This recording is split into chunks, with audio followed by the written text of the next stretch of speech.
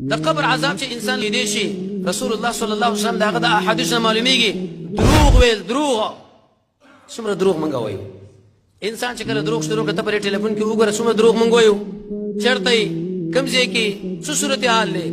دې سزا دا ده چې کله مړ شوي قبر کې داخل شوي د رسول الله صلی الله علیه وسلم د ارشاداتو نه معلومیږي چې الله عز وجل وتعالى د قبر عذاب درکوي